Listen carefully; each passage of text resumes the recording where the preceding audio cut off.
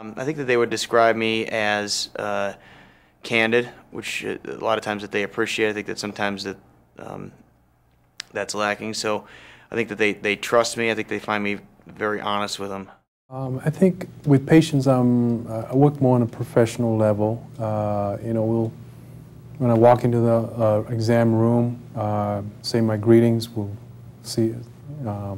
greet each other and say a few things, and sit down, and then I get straight to the point, because I know with time matters. You don't want to spend the next 5–10 minutes discussing about the family and all this other before you get to the meat of what the reason they came about. I think they would describe me as caring, but sometimes kind of tough, about, dogmatic about certain aspects of care. I think it's a mistake to.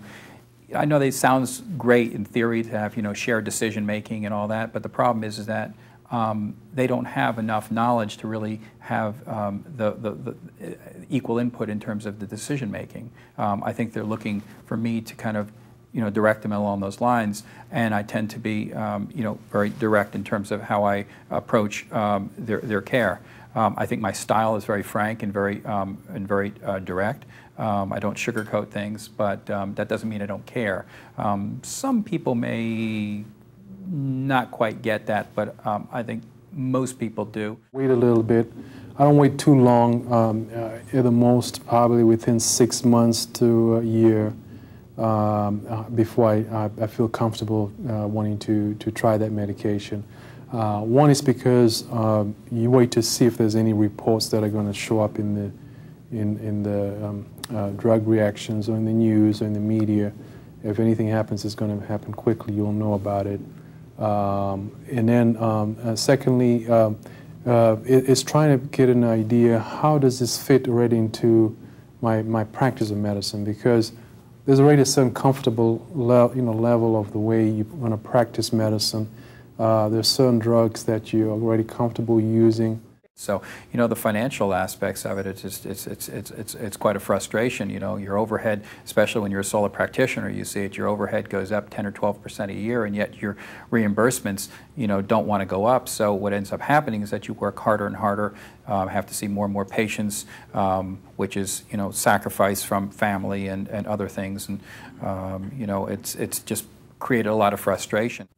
I'm not a pharmacologist, so I don't need to know the details, like when I see like the molecule and that sort of thing. I mean, unless there's something really important to know in that aspect in terms of treating the patients, I think I'm much more of a nuts and bolts kind of guy.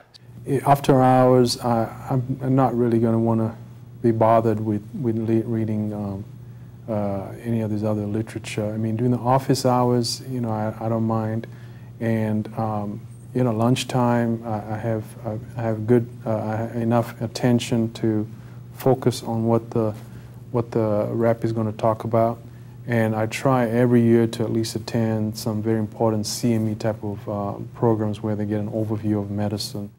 So I think that there is definitely bias in the material that the pharmaceutical companies bring to the doctors in terms of some studies may not make it, that may not be favorable to a product, and the studies that do make it sometimes demonstrate a bigger impact than is of any significance. I didn't explain that very well, but that they tend to make claims that really don't matter practically. That said, I think it's also very educational. And it's the best kind of material that we're going to get in terms of understanding a new drug or new studies. Now, in a more ideal world, we'd see some of this research, more research funded publicly, and then we'd hopefully get a little bit less biased material. But I think it is what it is.